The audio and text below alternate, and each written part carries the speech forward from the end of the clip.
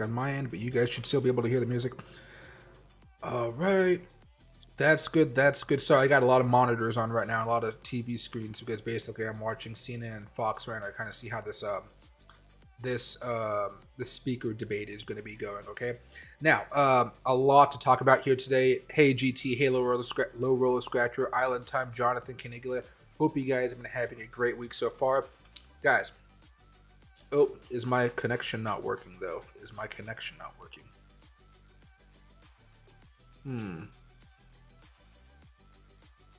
10%, not dropping any frames. Speed is 20. Sorry guys, I'm not showing a good signal here. Oh, it should be working. Okay, sorry. I think what's been happening over the past few days is like the YouTube studio itself has been messing up here, not me. Okay, sorry about that. I was hesitant. I was watching. But basically here, guys, yesterday we had talked about Bitcoin having a pop here and how that can move some particular crypto assets up there. If you guys wanted to do a day trade, which I've been doing more often, or a swing trade if you guys are still holding on right now. We got the pop here. All we were looking for as far as the stock market was just a nice little sideways move, and we continued to go sideways, and that was awesome. So yesterday we had a bad day. Today we had a good day. Overall, sideways. That was really good news. My favorite pick that I told you guys yesterday for the next few days kind of actually exceeded my own expectations, which is always good to see. And as always, I kind of scaled out too early on that particular play. However, Ethereum Classic, which we talked about, we'll talk about it here in a few seconds, it popped up like 20%. At most, I was expecting something like, what do we talk about, 5-10% kind of hitting those Fibonacci levels. It just skyrocketed there. So if you guys were able to trade that, some of you guys showed some profits with me. I'm really, really happy for you. Some of you guys went really aggressive on the leverage because I said I liked it. Don't do that just because I say I like it, but you guys did make some really crazy money there, which was awesome, awesome, awesome, awesome. Now, the other one we had talked about here, I think was Matic. That one popped up a little bit okay, and the other one was not Matic. Matic was just falling down eventually. The one we talked about was ADA because it was oversold. That also had a slight pop, but not nearly as much as Ethereum Classic.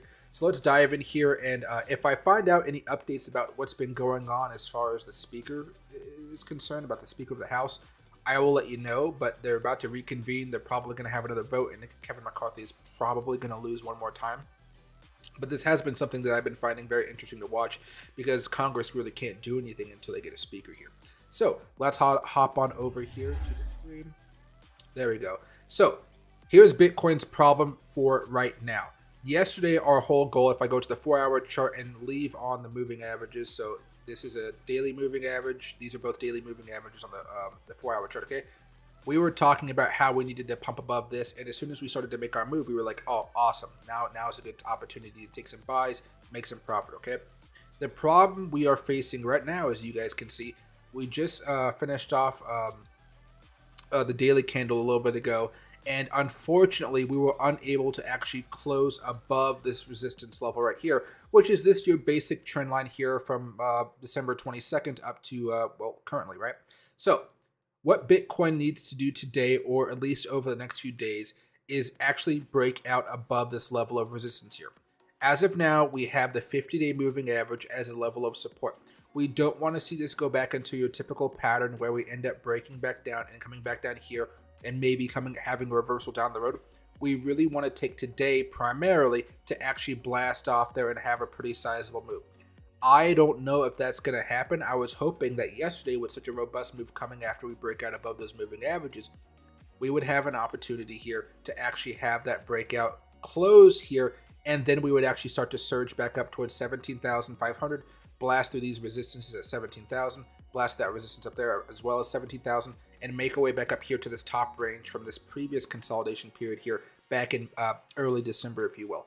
That did not happen. We did not close there. We have today, but I would really say, guys, I really want to see us do that today, or we're going to be in a little bit of trouble for the rest of the weekend here, okay? Now, as far as the NASDAQ and SPY, what did we say? We just wanted to continue on sideways. This was good. I know it's a red candle, but we did close above where we closed yesterday, which means it was a green day, just a red candle, if you guys get what I'm saying there. Now, I'm hoping we can at least try to come into contact with the 20-day moving average here before Friday. So that might happen somewhere tomorrow or Friday, if you will. If that does occur, that should be the boost that Bitcoin needs to at least test out 17,500. We're raring to go. We just have to get out of this consolidation period here. And if we can, try to break back out above the 20-day moving average, which has led us to have some really good pops over the past few weeks, okay? That's the goal right now. I am specifically day trading right now, and I've kind of told you guys this ad nauseum, and I'm going to keep on telling you guys this. I don't like swing trading right now because the profits for me have been much more lucrative when it comes to day trading, okay? And less lucrative when it comes to swing trading because I panic and I just sell too early, which, you think I'm a full-time trader, I shouldn't be doing that. Well, I do that because I don't like bear markets instinctively. I like bull markets, and all I want to do in a bear market is just make money. Okay, so yada, yada, yada. As far as the SPY is concerned, you can see we are about to face some resistance tomorrow and probably going into Friday again with this 20-day moving average. I'm hopeful that we can just try to have a little bit of reversal here and just break out. Typically, when we have these type of formations or these types of patterns, we typically see them as some type of continuation pattern. So it means we consolidate and then eventually we end up just coming back down. I'm hoping that doesn't happen, but history says that's usually what happens here. So that's why I'm being cautious and I'm day trading. However, what have we been talking about the past few months, everybody? The stock market has been very irrational. And because of that irrationality, we may have an opportunity to make some money here for the long side of things, okay? Now, as far as everything else is concerned, let's just talk about Ethereum because I told you guys this is my favorite thing to buy yesterday. Yeah, I totally sold like half right here. I went up boom because I actually was away from my computer when it started to pop. And let's go to the 15 very fast. Yeah, started popping right there. I sold some right here. No, I sold some right here at the 1. And I sold some right here. And I finished off right here at the 50 because I thought it was no way it's going to pop above the 50. Well, it consolidated for a bit, then it actually continued to take off. I am 100% out of my Ethereum Classic position for a day trade. Long-term trading, sure, still there. But, right now I'm just kind of patiently waiting to see what may happen here. Maybe we have some type of ascending triangle where we find support here, and then have a little bit of a breakout later on, right? But this was a great play. I hope you guys had some fun with it if you guys decided to trade it. But man, oh man, I am just out of this play as of now because it's freaking scary to see something like that pop up. Normally, I just get out and I'm pretty happy with my move. If I go over there, I don't know if that changed anything really. No, not really. Another thing that we talked about here yesterday was ADA. That also had a really good pop. I am out of my ADA position. I decided to sell right here, which we were talking about, these zones where you're going off of bodies versus wicks and whatnot. Look at that. Nice little top right there. I sold right around like 26.5 cents, close to the high, but could have been a little bit better, but I was fine with it. You can see right here, we found some support, found ultimate support over here. I was really scaling out right here, especially as I saw like a panic. I was like, I sold a little bit right there, ran up a little bit more. I was like, oh, maybe we'll find something else, and then that was about it. Anything else that I think may have an opportunity to pop over the next few days if Bitcoin really does get its act together and actually does have a breakout today. And just so you guys can see what I'm talking about here, this is the breakout we want to see Bitcoin do. It'll be hard, but we have to use the 50-day moving average as a level of support right now. That's the big hope for us today and tomorrow. Remember, the daily candle just opened, so we're going to be testing out that support most likely, and then our goal is just to hold it. If we can hold it until tomorrow, and tomorrow ends up being a green day or another sideways day type of thing, I'll be very excited to see what could happen here. But remember, this is a crucial point for the next few days for Bitcoin, okay? We don't want to be breaking back down below the moving averages. That'll bring us all the way back down here to 16,500, and that'll kind of destroy a lot of altcoins. Bitcoin will be hardly affected. It's a small price change. Altcoins are going to be the one that takes the big hit here, okay? Now, other things that I kind of want to see here, Matic has always been something I like. You can see Matic had a good day as well yesterday, breaking above that 20. Look for coins at their 20-day moving averages that have a history of having decent moves above the 20. So XRP may be something you guys may like. I don't really like it as much, just because you can see it's broken out above it before, and it hasn't been the strongest of breakouts, if you will. Even here, day trade, sure, but swing trade, be careful. Going through the list here, Bitcoin Cash, not really my favorite.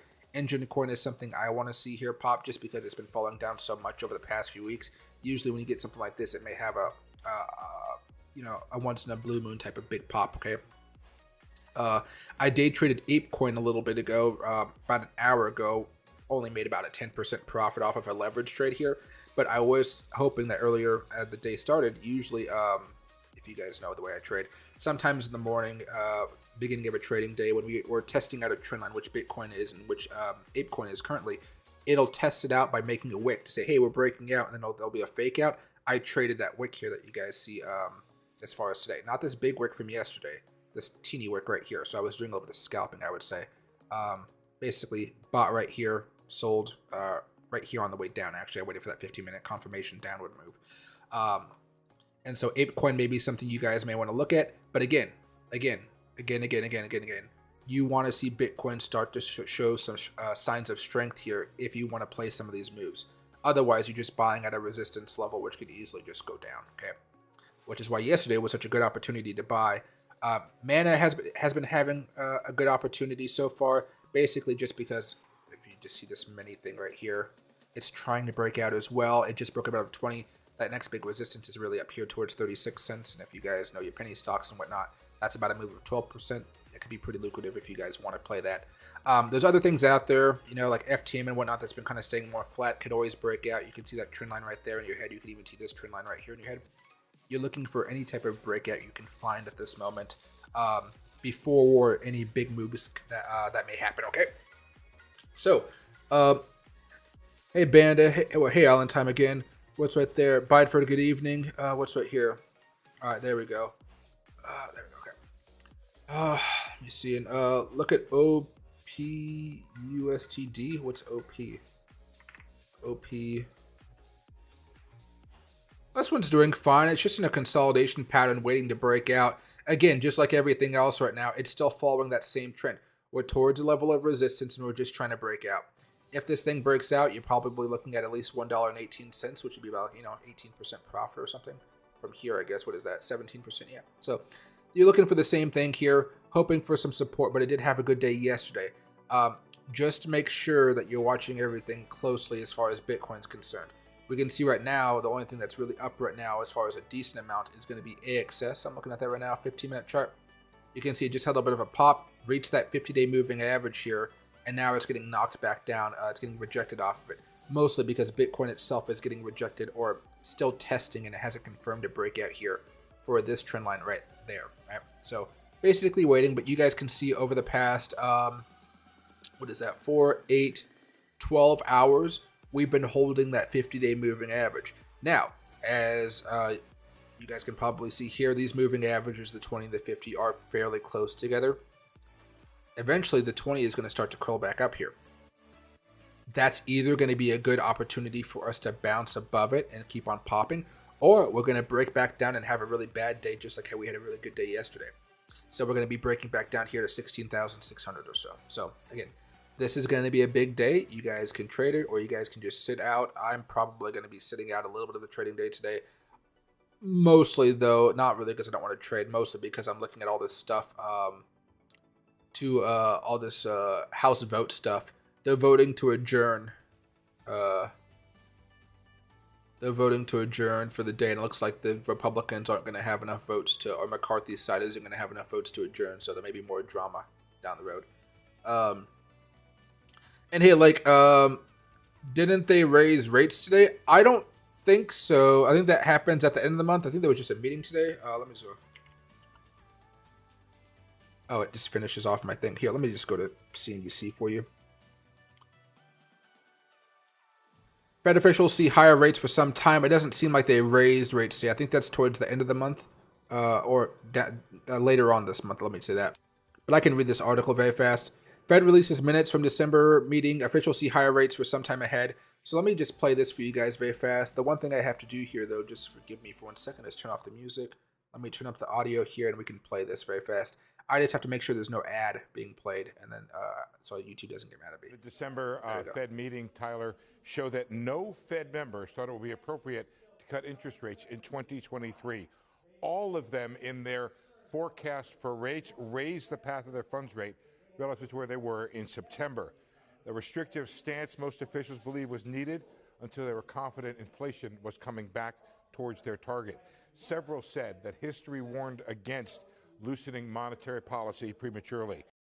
Okay, so we had talked about this a little bit over the past few months as far as why they are so hesitant to cut rates, even though the economy may be starting to go to shit, right? What we've been talking about here is Fed rate chart. It should, yeah, it should be right there. Okay, they did this back in the 80s, right? Where we had inflation. You can see we had to raise rates. We cut them to, or actually no, it's I need to separate this out a little bit. There we go. We were raising rates. The economy got bad. Inflation was really crazy. We were moving our way back up as far as rates were concerned. Well, they lowered the rates too fast, right? And so what happened? Inflation started to skyrocket back up. Excuse me. And so they had to go back and raise rates again, which really just freaked out the economy. Low rates, high rates, low rates. It doesn't work like that, right? And then we had to go back and do it again. We did it again. We just messed up a lot, okay? We just messed up a lot. And in financial circles, the guy that did this, the Federal Reserve chair, he is still made fun of. He is still looked as a poor leader. He did a very bad job, and he's remembered for that for the rest of his life. I think he probably even passed, but he's remembered for messing up so badly. Okay, now Jerome Powell does not want to be remembered as the guy that messed up inflation, especially in an age where technology is going to keep all of this in our minds for a long time. You know what I mean? So that's what's going on right now. They don't want to mess up, but let's keep on watching the rest of this video here. Still, Fed officials said they were flexible in setting policy due to the uncertainty of the outlook, and somewhat contradictory, they said they were still data dependent. However, they emphasized that just because they slowed the pace of rate hikes did not mean that their resolve was weakening about fighting inflation. Participants warned against, quote, an unwarranted easing of financial conditions. I'll come back to that in just a second. Now, they did acknowledge in a very small section in these minutes the risk of tightening too much, but they kind of then dismissed that by saying that inflation is the biggest risk to the economy and the one that ought to be addressed. Participants. Again, if the economy goes kaput but inflation is still high, they will keep rates high until inflation goes down, and then only then will they decide to cut rates to help the economy. Inflation is more important than the economy for everyday people like me and you. Okay. At the same time, we don't want inflation to go higher, but are you going to be caring as much about inflation if you don't have a job? The Federal Reserve will prioritize inflation over you keeping your job. They cited the possibility that price pressures could remain elevated. Only a couple saw the inflation risk coming back more into balance. The labor market, they said, was very tight. Inflation was unacceptably high. Remember, the context of the meeting is that consumer spending had been pretty high in September and October, as well as financial conditions had eased leading up to the meeting. Finally, just a couple things on the outlook of Fed officials. They say economic activity in 2023 is likely to be well below trend. Of course, they did forecast that half a point increase in GDP, and they said that a below trend economy is going to be needed in order to bring inflation back in the balance. Just two sort of positive or dovish comments that were really not backed up by much, but it did say many participants see housing inflation decelerating and risk to the economic outlook. This is not a positive here. We're weighted to the downside. Kelly? Okay. Hopefully that helps you out a little bit today. This is why I'm so pessimistic about the first couple quarters of this year, first 3 quarters of this year. I think we're probably going to find a bottom in the overall market sometime in Q2, honestly. However, I don't think it's going to be something of a V-shaped recovery. I think it'll be like every other major recession where you see the market. Let's go to the Dow Jones here. Maybe this will be easier. Let's go to a monthly chart of the Dow Jones so you guys can see a lot of stuff in perspective here. This is the last recession we had. You can see, when we started to fall and break down, it was really a few months that we were kind of down in the dumps before things really started to pick up. So, we were down and nasty for about a quarter or two. Even on the upswing, it was still, we were still in a really bad spot relative to where we were before the collapse.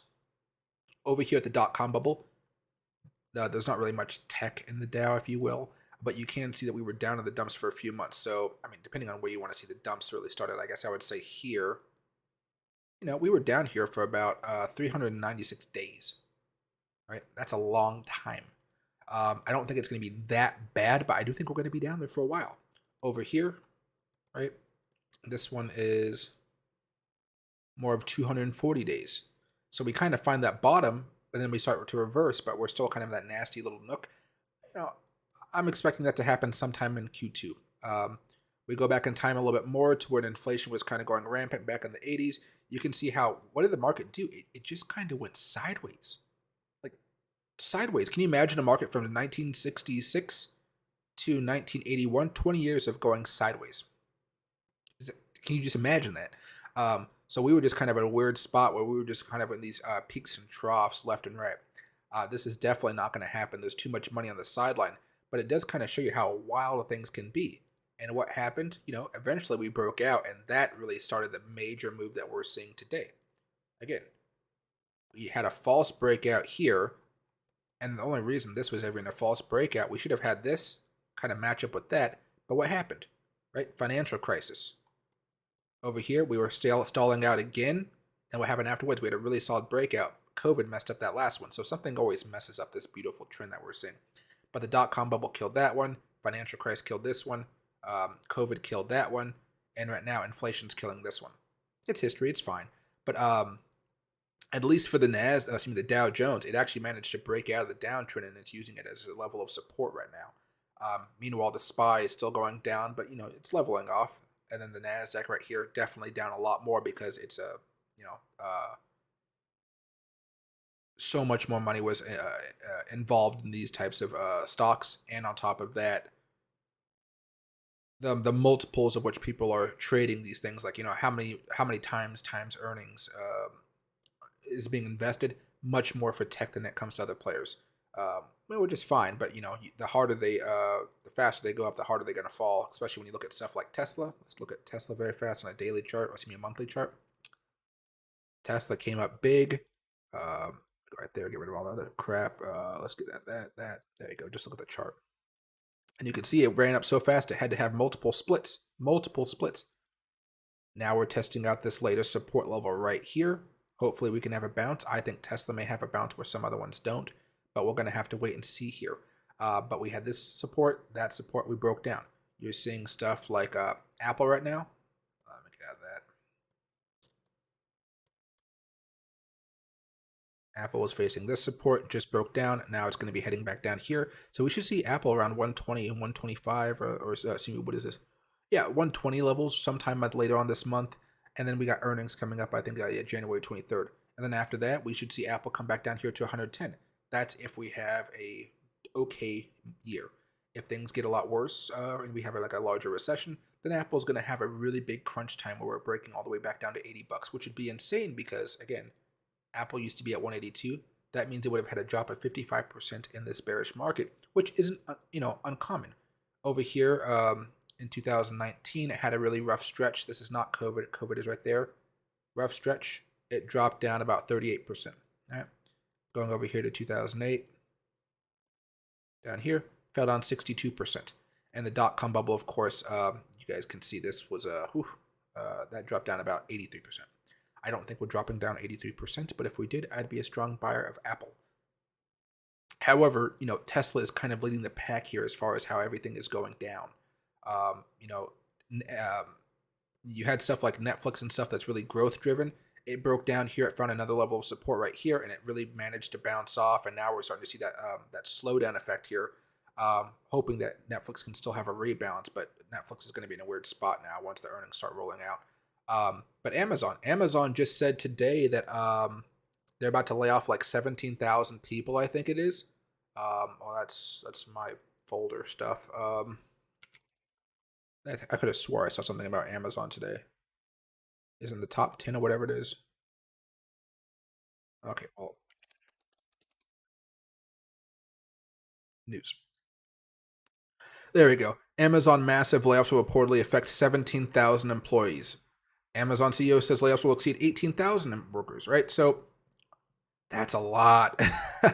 And again, they've already fallen off a lot while Apple isn't, but you can see why. Those levels of support just don't exist. Apple is very fortunate that it had a very bumpy ride up there. A lot of other companies just freaking soared because their profits were great.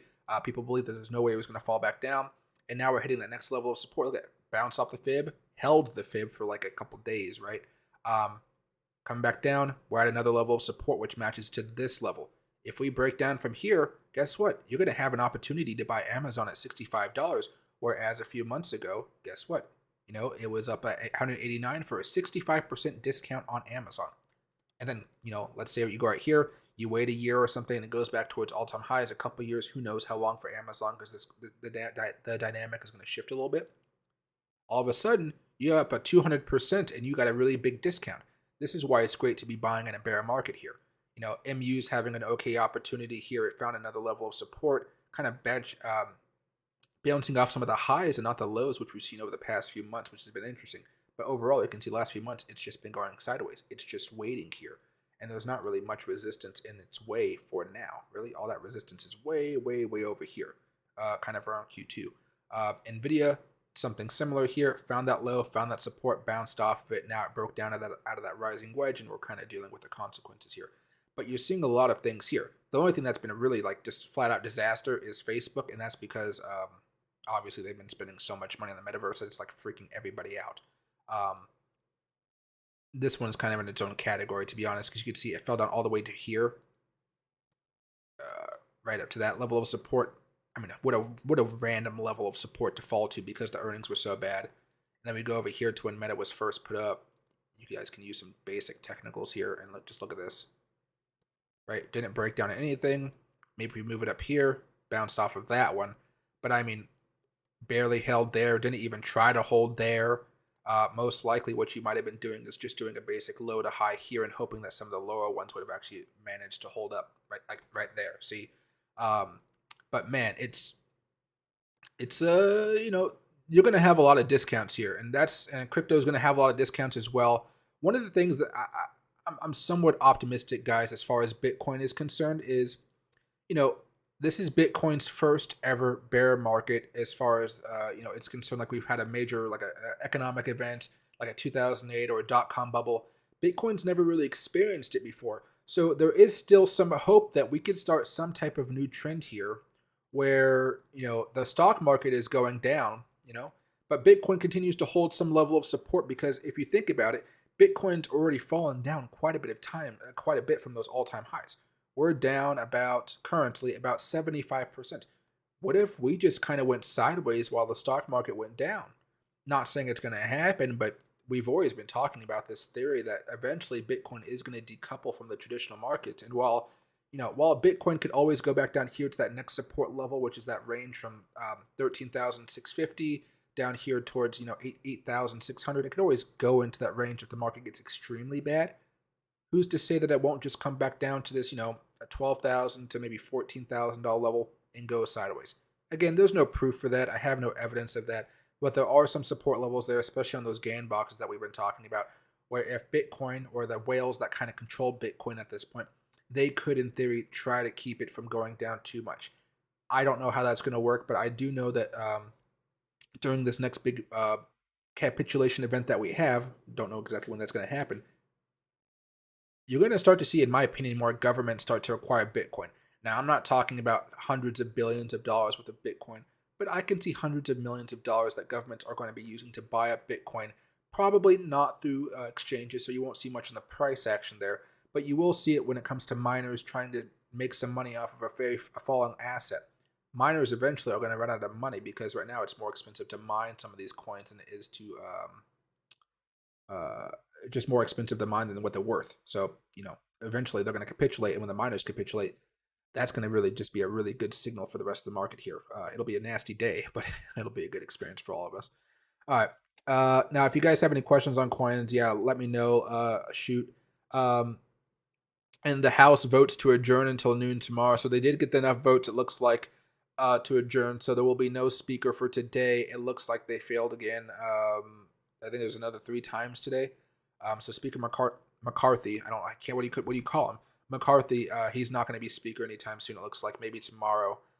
If tomorrow at noon is, they're going to have another opportunity to vote. Right. Okay. There we go. Sorry for the spiel, but so far today, guys, as far as Bitcoin's concerned, get rid of these. Excuse me. Today's only goal is to break out here. If we're not breaking out today, we're probably going to see altcoins start to give up a lot of their gains, because some of these altcoins are already overextended after the really good days we had yesterday. While Bitcoin had a modest day, but it wasn't a great day for Bitcoin. But we weren't really looking for a great day. We were just looking for an okay day so the altcoins could have a great day. All right. Let me turn back on my music a little bit here. I need something in my ears.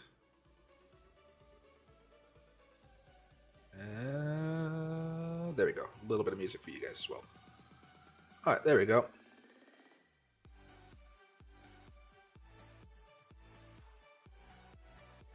Who lives in Louisiana? You need a government ID to visit a bad website. These kids will find a way to visit that bad website. What are you talking about? I don't live in Louisiana, but I don't think anybody here's a kid. Let's hope not. How long do you think they're going to raise rates? Looks like all of 2023.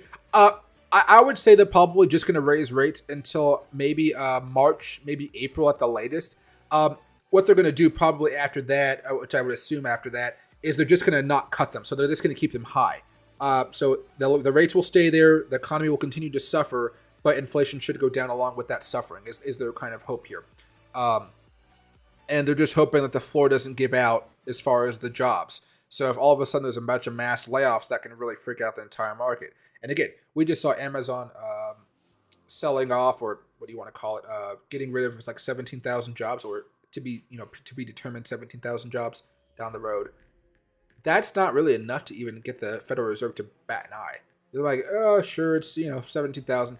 They're talking about like millions of people being laid off because the businesses literally can't afford to pay them anymore. So that's what's being talked about right now. Crypto is doing what it always does, typical 4-year cycle regardless of stock market and macro. But this is the first time it's actually had to deal with a very negative market. We've been experiencing just such a boom here, this is why everything is so interesting, right? This is why I'm so excited about all this and see how high it goes. Bitcoin's really only been involved since here. We've had a few hiccups and stuff, but it's never been anything catastrophic. Now we're starting to see these really nasty declines. Oops. So we haven't had a big move like this in the stock market. We don't know how that's going to affect the Bitcoin. I'm hoping that Bitcoin, though, can just get out of that cycle if it's possible. It might not happen even till the next cycle here because of regulations and whatnot. Every cycle is so interesting to me just because there's so many more rules and so many more different players out there. There's much more people trading Bitcoin nowadays than there were just during the last bear market, right? And so many at that one before the last bear market before the last one. Let's go over here very fast. All right. Yeah, we can just see. So remember, this is going to be a 15-minute chart that you guys are looking at, but this is a 50-day moving average and a 20-day moving average as well, okay? So we're going to hope that we can really stay above this level of support here. Probably a lot of scalpers attacking this 50 level right there. CRKN. Let's see if I can find that for you, man. Let's see. Let me hit the backward button. Is it stock? You might be talking about Crown Electronics Corp. So this is a penny stock, so most people will lose money with this. So be very, very careful. Be very, very careful about it. Looks like it gapped up today. Had a nice move. Hit some resistance, it looks like, from way back over here, as well as the support from way back over there. And it got knocked down pretty hard. For me, I don't like to hold these types of plays overnight because you never know what's going to be happening the following day, positive or negative. Usually what I would try to find is some level of support here and see if it can bounce up a little bit more. But I don't necessarily like this play because you can see this is a 15-minute chart. You see how choppy this is?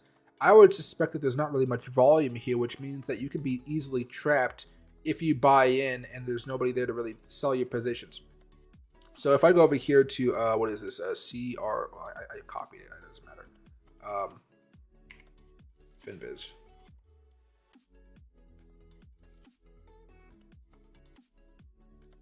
There we go.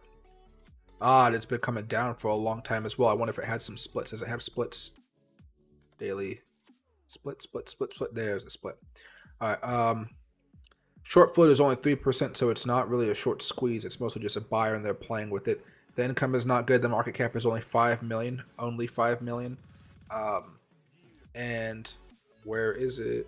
Volume is 75 million shares. Oh, that was today. Average volume is 5.1 million. So yeah, there's not really much happening here. I would play with this if you want to, but be very, very careful. This can snatch your money out in a heartbeat. usually these really do snatch out your money, so you got to be very, very careful with them. If I was to try to trade this, I would just try to find a day trading opportunity here. But honestly, you're going to have to find a hard level of support, and nothing has been support so far. I mean, even when you had this one, you can see there was a small breakout opportunity. That breakout failed. This breakdown worked a little bit here for just maybe one day, then it started to reverse.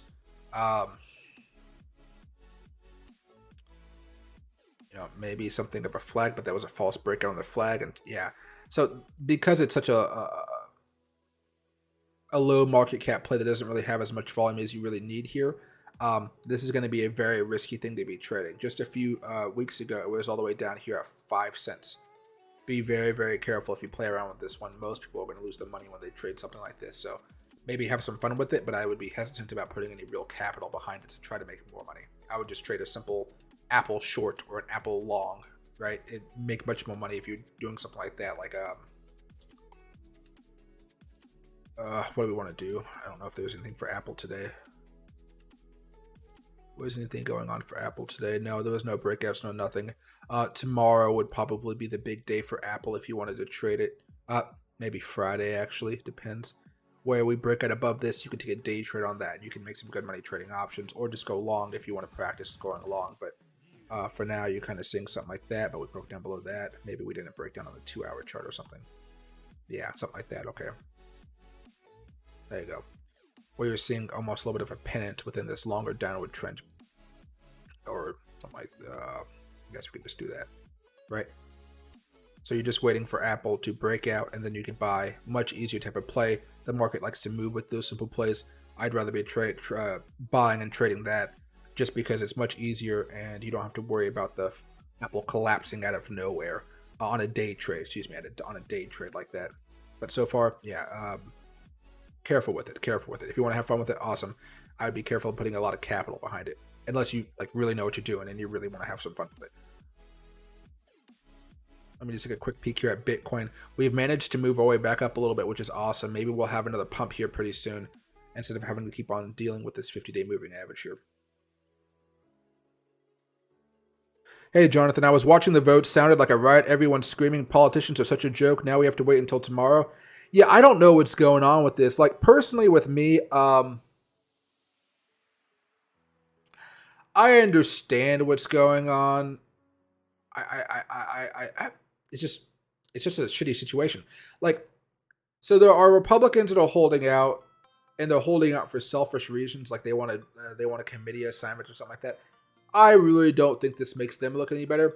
But there are people in that Republican conference right now that I'm like, oh, I agree with that, but I just don't know how reasonable that is. So some of them are saying, hey, you know how they pass the really large bills that nobody gets time to read? They want to make sure those bills are all done separately in small amounts, and they can have amendment processes, like old-fashioned legislation, right? I am totally for that.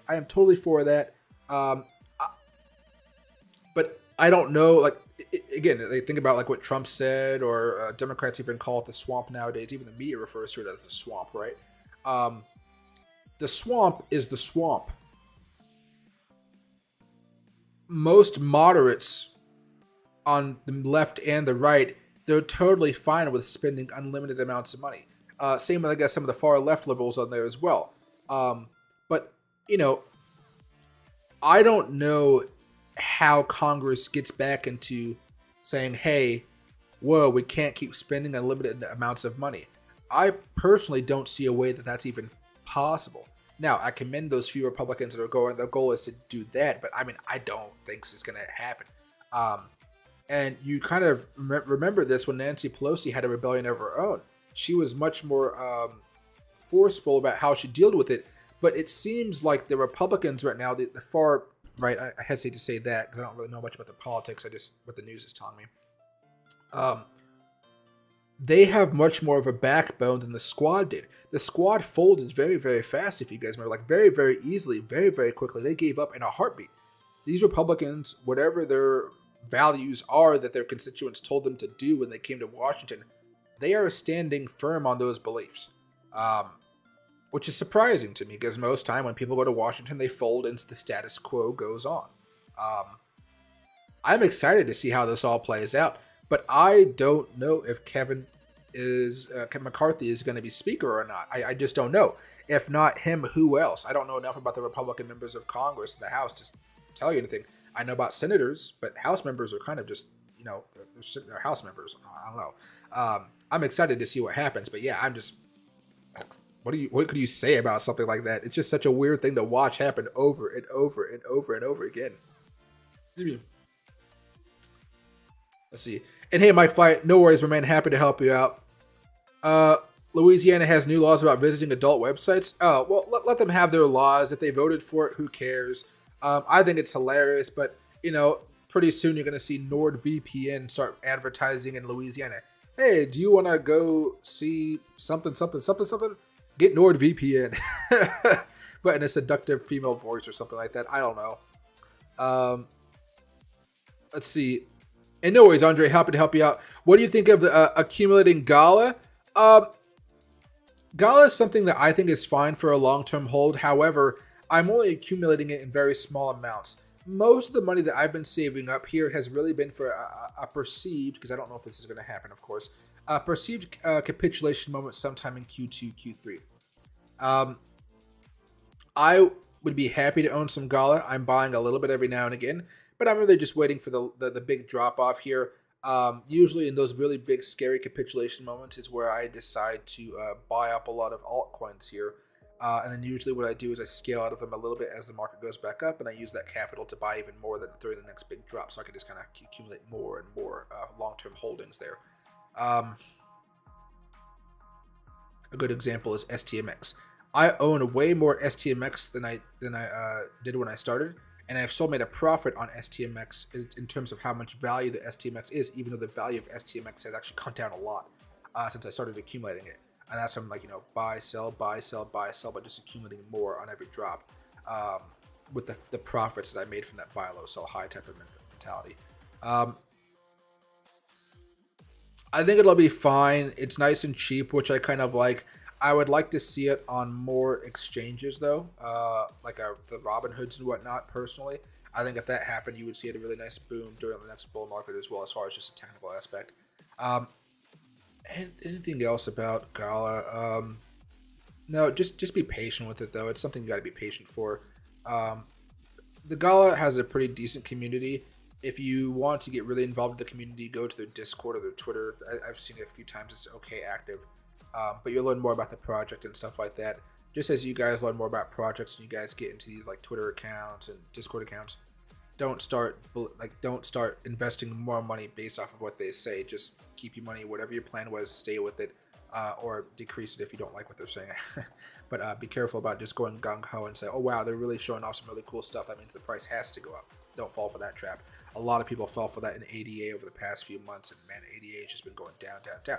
And ADA is a fine project, but the price continues to just drop like a freaking rock.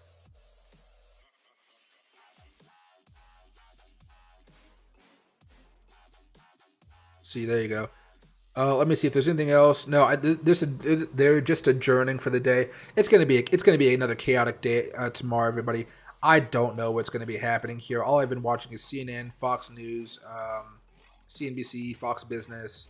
I teach a bit of MSNBC, but MSNBC is too much for me sometimes. But yeah, I don't know. Some of the speeches today were kind of cringy. But yeah, I don't know how that's going to work out. I really don't know how that's going to work out.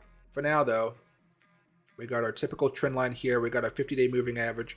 Bitcoin should have a pop here over the next few minutes, guys. Next few hours. I forgot this is a 15-minute chart. I'm hoping that we can have a nice move there. In the short term, though, I mean, this is basically what you're looking at. It's kind of a weird thing to be watching, but there's going to be this pressure building up, and we're going to have to either pop or drop. Excuse me. And hey, Starscream, happy to see you back, man. Hope you're doing well. Sorry, Loki's over here walking around and just he wants a treat, but I don't have any treats for him right now. I have nothing. I gave him his last treat from this bag yesterday, and he has a bunch of treats upstairs, but I'm not upstairs. I'm downstairs. There we go. Back to the 15, so we can see if something pops up here. We can go to the 5-minute chart and watch this bad boy play out. But you can see how it's already finding lower highs here. we need to find a strong move here fairly soon. And there you go. Here.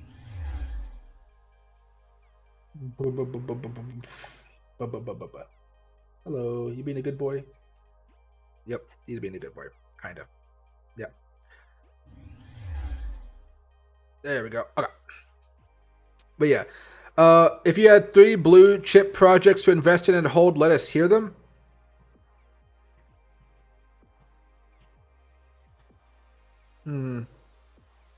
So the first 2 ones are the obvious ones, NVIDIA and probably AMD, but the third one I'm kind of confused about.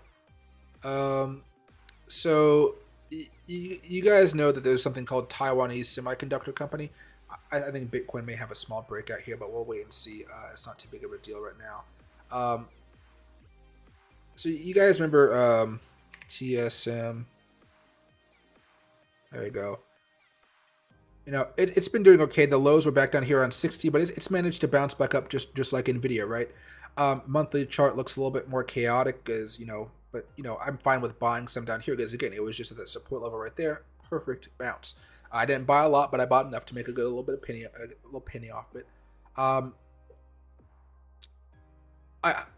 From what I understand, China, because America is going to stop our we're going to stop sending chips over to China.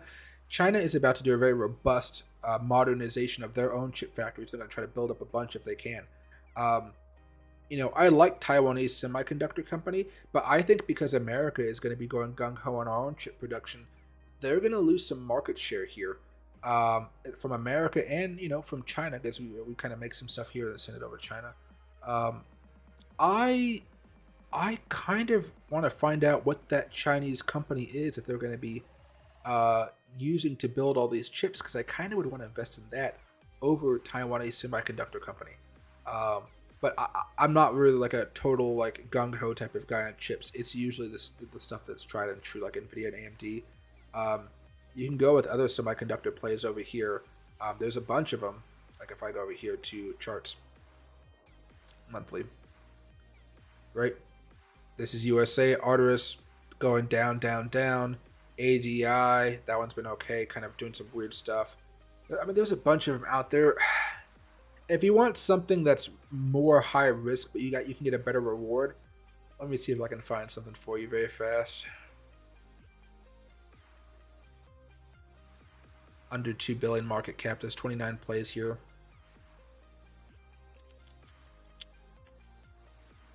Form, what's Form? It's 1.73 billion. Come down a lot. This is under 95 cents. I don't like that at all. So 22 bucks. This is about $1 billion. So that means they've made some money before they have a profit. I should really hold on.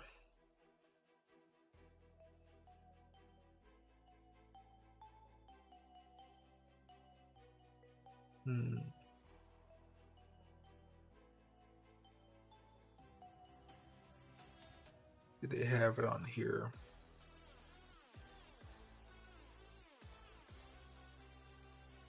It doesn't matter. It doesn't matter. Okay, maybe Form right here. This looks fine. 1.73 billion. Then you kind of have to dig deep, though. This is the part where I don't really do it too much on stream. Semiconductor test and measurement. We're paving the shortest path from lab to fab. Oh my god, lab to fab. Wide range of probe systems, probes, probe cards, methodology systems, and thermal management to seize any stage from lab to fab. Okay. Advanced packaging, silicon, photonics, and quantum.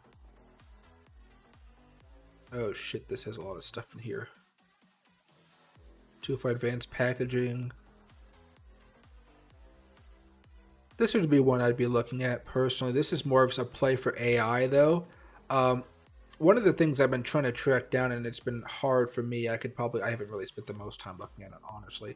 But you guys know that fast food restaurants, there's a little breakout we were just talking about a few seconds ago. Over the past few months and years, you know, my state, Washington, we've been raising the minimum wage quite a bit. And fast food joints have been getting really irritated about this because they're like, why are we paying $15 for somebody to flip a patty? right?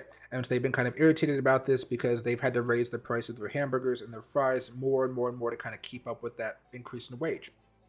And if you guys have ever been to a McDonald's, you notice they have like an army of people back there these days. And so what McDonald's, Burger King, Panera Bread, all of those companies are doing right now is they're testing out AI. It's still in a testing phase. So this is mostly with the ordering process and stuff like that. Over time, they're going to phase out a lot of the service industry jobs because they're just too expensive. It doesn't make sense to pay for somebody, like pay somebody $20 an hour to flip a burger or whatever, right? While that may be a livable wage, it's not in the best interest of the shareholders of McDonald's, of Burger King, yada yada, right? To be now, therefore, they're going to need some new machines in order to get all this stuff off the road. And these will be big investments, but like after the first 5 years or something like that, they pay themselves off. Then you just got to worry about maintenance, but you're going to be saving like hundreds of thousands of dollars every year. Each restaurant is going to be saving hundreds of thousands of dollars every year without health insurance, benefits. You get what I'm saying here? But those machines that flip burgers and they do everything by hand, they are all going to require chips. I've been looking for those types of companies, but I can't really narrow down which one it is. So normally I've just been going after some ETFs and stuff like that through Vanguard. But I want to see if I can find out a little bit more about them. But yeah, I would probably say I want to find out what that Chinese company is. But Taiwan is Semiconductor. They should be fine. I am worried about what's going to happen with China and Taiwan.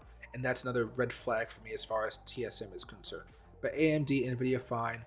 Form would probably be a good one. But honestly, I would go into here, look small, under 2 billion, go to semiconductors as far as industry is concerned. If you want a dividend, you can always go with the dividend. It'll really chop down how many plays you actually have to look at there. Like if I go over a 2% dividend, 29 turned to 3. You know, right? This is Taiwan. This is USA. This is another Taiwan one. I'm staying out of everything Taiwan. Everything Taiwan. So if I want to just do this right here to go to USA, right, then I'm left with one. NVEC. This is 324 million, very small market cap. Look at the monthly. It's been really sideways for a long time. I do see a triple bottom or a double bottom here, depending on how you want to look at it. Multiple bottoms here, kind of a bottom right there, and we're kind of booming back up. We could always face some resistance in the where we are right now, kind of the high 60s to the low 80s. But this may be a good opportunity if you want to buy this for the long term. Back in the height of the market over here in 2019 for this particular play, it was at $136. It made an income of $17 million, so it is making money. But again, dive into it and see exactly what you like about it. Leaders in practical spintronics. I don't know what the heck a spintronic is, so I have no idea if I want to buy this. I would have to kind of learn what the heck this is. So let's go to sensors, analog sensors. Okay, that makes a little more sense to me. They have videos about what the heck this is, right? And they have a little video, like a little picture of it. Leaders in spintronics. I mean, this looks like a freaking thing from the 90s. But they show you everything right there, min max. They show you the math because the engineers are looking at this stuff, not people like me who want to invest.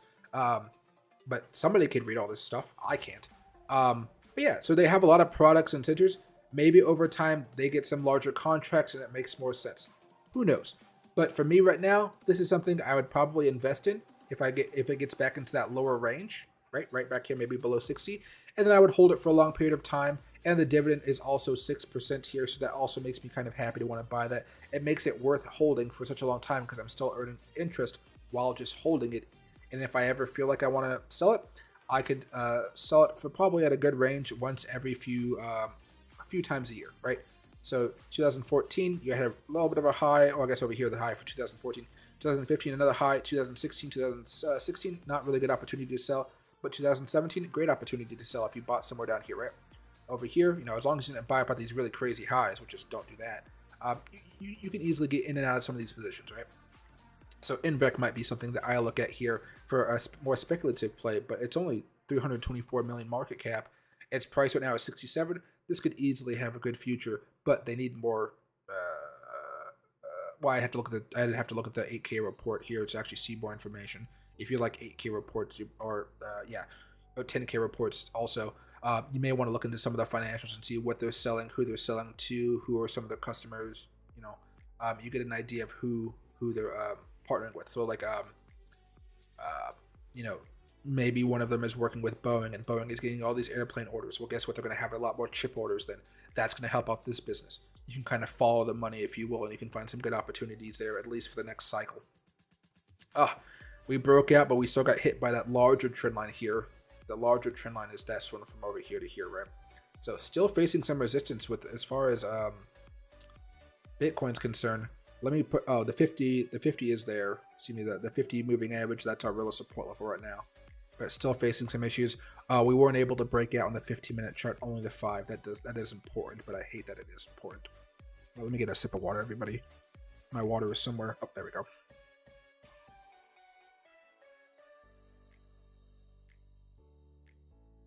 All right.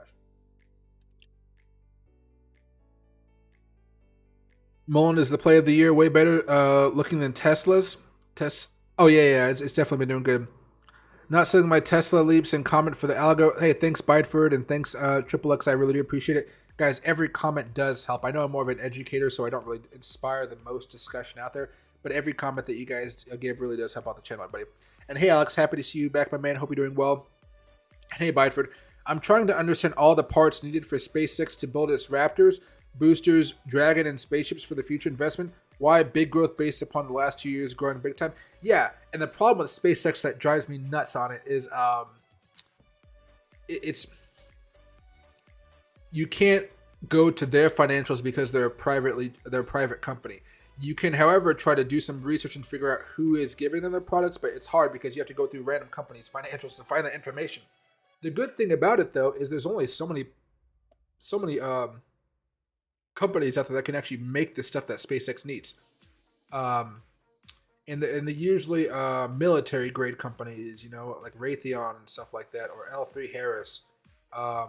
But usually just, you know, rocket propulsion, stuff like that. The propulsions that are used in spaceships out in outer space, like I don't know.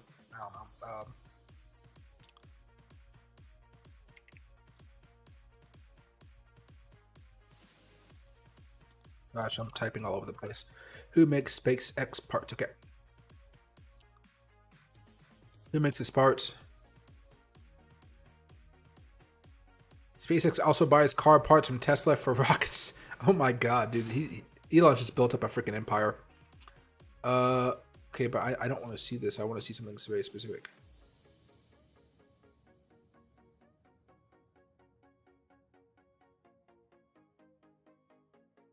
Let's see.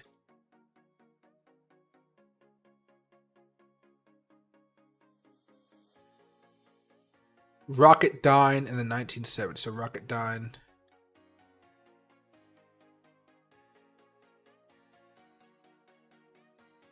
So was an American rocket engine designer production company. Okay, so hold on a second here.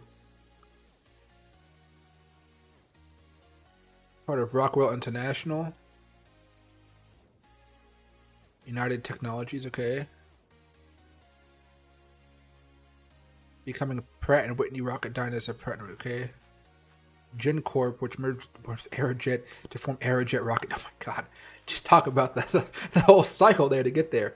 Aerojet Rocketdyne. So is an American manufacturer. Okay. There we go. Oh, Aerojet. Okay, sorry. Okay, so I had to go through the loop. Okay, this is me. Oh, beauty. Okay, so do they have an investor relations part? Careers, media, like what type of jobs they have? Competitive compensation plan, 401k savings, tuition assistance, time off. Wait, I don't even see any jobs available. I don't really see any benefits, really good benefits for working at this company.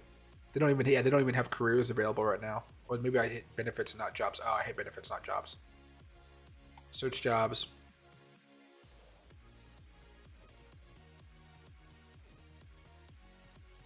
All open job positions. This is just me having fun for a second. Technician 3, engineer, analyst, procurement, mechanic, engineer, mostly engineers, executive assistants. Maybe some of you guys could do the senior executive assistant. Pay is about 40 bucks an hour, it looks like, though. If I could find that pay again. Oh, 30 bucks to 40 bucks an hour. You better get 40 bucks an hour. Pay range for this job is a general guideline only for California and Washington State. Woohoo! Washington, they pay us a lot more because everything's freaking expensive. All right, but let's go back over here very fast. There we go, Rocketdyne. So it doesn't look like this company is actually, investor relations. Investor relations.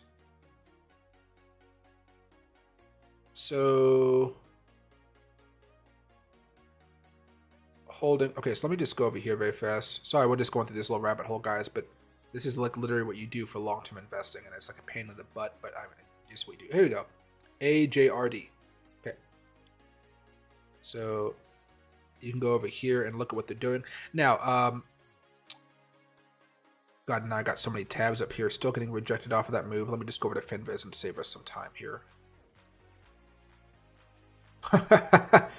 It's doing some stuff. It's doing just fine in this bad economy. It's doing just fine, right? So, if I would have seen this a long time ago, if I would have just done this half an hour's worth of work a while ago, I might have had an opportunity to buy at the support level down here, probably right over here before this pop. See that breakout right there? Beautiful breakout. It should pull back sometime over the next few months. Look at the weekly chart. It's definitely been doing just fine. Income is only 95 million. The market cap is 4.5 billion. So technically you are getting into this still at a very early start. Now, I would hope that it comes back down a little bit here before I would want to buy this. But this is something where I could see this being a good long-term play because I think we're going to be going into space a lot more over the next 100 years. So, just one example of how you kind of have to do some nitty-gritty work, but hopefully that kind of helped you out, Bideford. I know this is not probably what you were probably talking about, the exact part maybe you were looking at, maybe like you were talking about chips or something like that.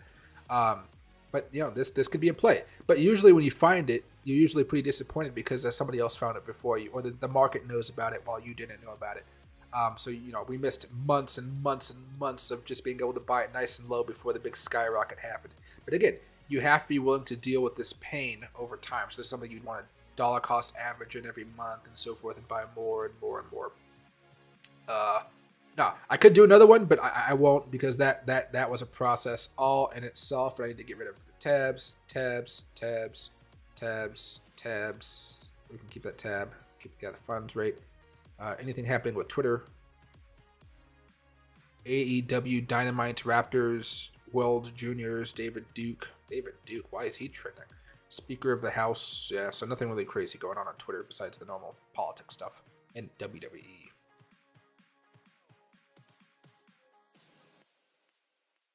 My friend just left New York to work for Boeing in Washington.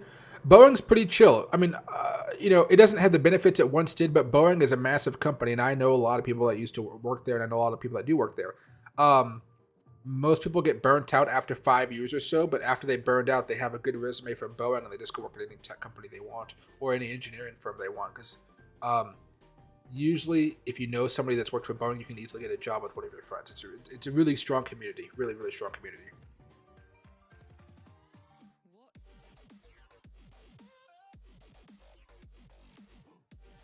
And hey, Mr. Tanker, happy to see you back, my man. Happy New Year. A good time for puts on AJRD, in my humble opinion. Yeah, it definitely needs that pullback. Especially on the monthly chart. We need to pull back a little bit. NASA considers SpaceX as an emergency return option for stranded ISS crew with the Dragon. Only company with the ability to turn around and quickly to launch. Yeah, I mean, guys, NASA is a lot of bureaucracy. A private company doesn't have that same level of bureaucracy, so they can really do things in a hurry, but still make sure everything is fine and safe, right? I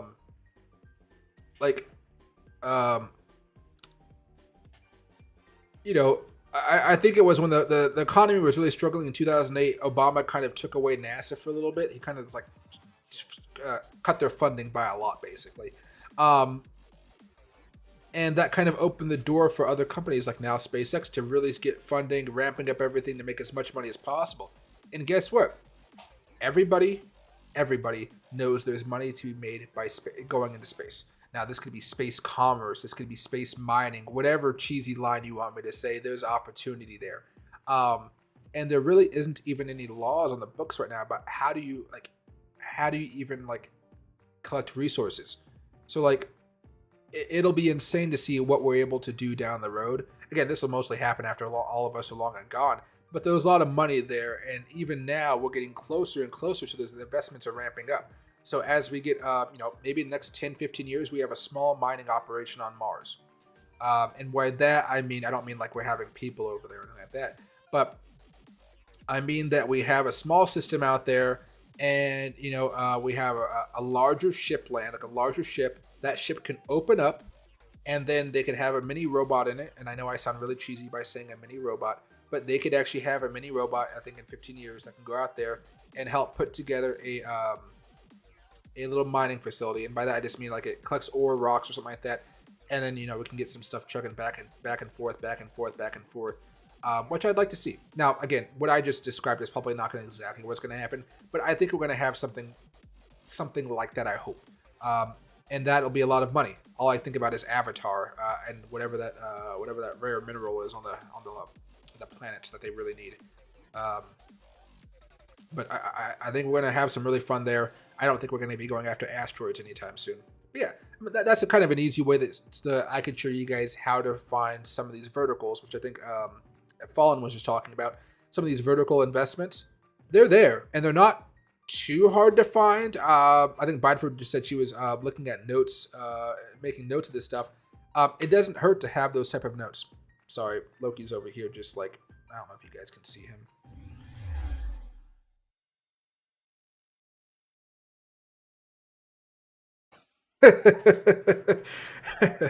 uh, he didn't like that. He didn't like that at all. But that's what he's usually doing when you guys can't see him off the camera. He's just like, oh, what's going on over here? I want to have some fun. There we go. But I mean, here, we're not really doing too much. We're waiting for Bitcoin to have a breakout here. I might as well just start off with the basic question on Google. Who makes SpaceX parts? There'll be a few here. There'll be a few. Roughly 80% of the parts in any SpaceX rocket are made by the company's own factory floor. That kind of narrows in a lot. Reducing the cost of outsourcing, the price keeps per pound of payload down and quality control in-house. So Tesla probably has part of it.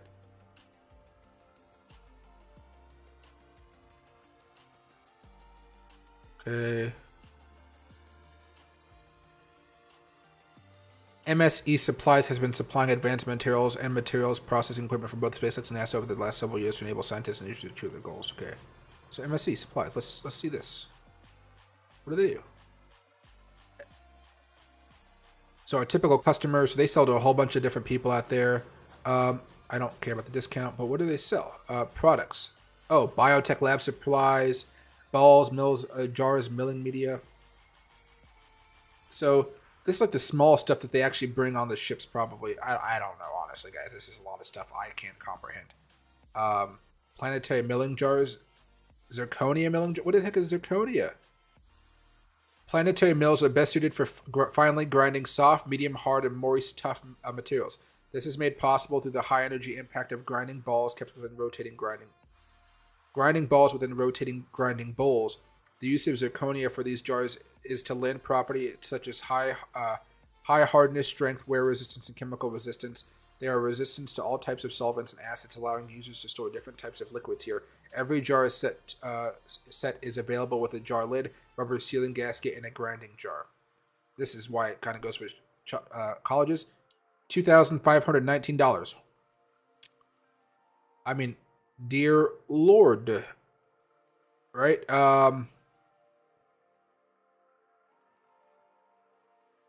Zirconia. And there you go. You got the construction, everything. So it looks like it's a very something that's very hard to make. Oh, they use it for teeth. Oh, bones. Oh, whoa. Okay, so I'm getting into too much other stuff. But yeah, you guys get what I'm talking about here, okay? SpaceX broke records for the launches in 2022 and expects nearly double this year. Companies have lined up for launch opportunities with SpaceX for satellite placement. Even the government has hired them. Oh yeah, I mean, they're better and they're cheaper than the competition. NASA is incredibly expensive. There's a show on HBO Max right now called, I forgot what it's called, but it's a funny show with the guy that played House from that show House. And, you know, they want to get help from NASA, but NASA costs too much. They're way too expensive. You're going to see that same type of thing happen, I think, with NASA going forward. And you're going to see things like SpaceX really taking the lead here. Because I don't know for a fact, but I have to believe they're already working on some type of commercial liner, commercial, like, commercial thing where somebody can go on a trip, a 5-day cruise, a 10-day cruise to, this would be for the ultra rich, of course, a cruise around the moon and back, right? And they're going to have to do a few test launches, like hundreds of test launches and something like that. But stuff like that would just be insane. But I bet they're working on it. But yeah, those types of companies are definitely worth investing in. The only thing about them, regardless of what field or industry you guys are trying to go into them, they don't necessarily all follow the regular market like we just saw with that last one. So usually they're trading in a range until they really just go parabolic and break out. Usually, you want to buy at the lower end of that range, or you want a dollar cost average while it's in the range. Because again, a majority of these companies are smaller market caps, which means they're in the low billions or just the hundreds of millions. It's no matter what you buy, you may see your price go down 20, 30, 40%. But, a couple of years later, it's up like a couple hundred, maybe 400 or 500% if you get really lucky. I mean, years down the road, it's up thousands of percent. That's the way you have to view it. And the thing that sucks about it primarily for me is it's a long-term investment. Long-term investments take some time, but they're really, really great amount of profits off of them. But yeah, they're really, really good. Bradford, I hope you make some good money off of those plays because it really is a smart idea to go after them. I love looking at some of those things. But okay, everybody, I'm going to call it a day right now. It was fun talking with you guys for tonight. I'll be hopping on tomorrow, especially as we kind of hear more about what's going on as far as Congress and McCarthy and all this drama going on over there. But for now, you guys need to watch the 50-day moving average as far as Bitcoin's concerned. If we start dumping below that, I mean, a dump, you can see we've already been down below it a few times, but I mean, if we start dumping down below it, you guys got to be careful about a potential capitulation. Yes, a small move down, basically. But altcoins will come down a lot more. That's my point. If we manage to hold, we could actually see Bitcoin get back up here towards 17,000 to 17,500 by Saturday. That nice surge, and then maybe if we're lucky, we'll get up to $18,000. Okay. So take your time, be patient. The day just started, so we're going to have some testing out going on right now, as you guys can see. Just be careful with it. Today, all we want to do is stay above the 50-day moving average and close above this trend line right there, okay? If we're able to do that, we can at least get back up here to 17,000, if not 17,960, whatever. We want to make that big move up. We may get rejected tomorrow off of this resistance level, and then maybe we start to consolidate a little bit more, but there might be one more good day here, and hopefully maybe a couple more days if the stock market really gears up. But again, it's Wednesday, Friday, last day of the stock market for the week. Saturday, Sunday may get a little more bearish for us, unfortunately, okay? So, have a good day, everybody, and, just relax. You should be fine.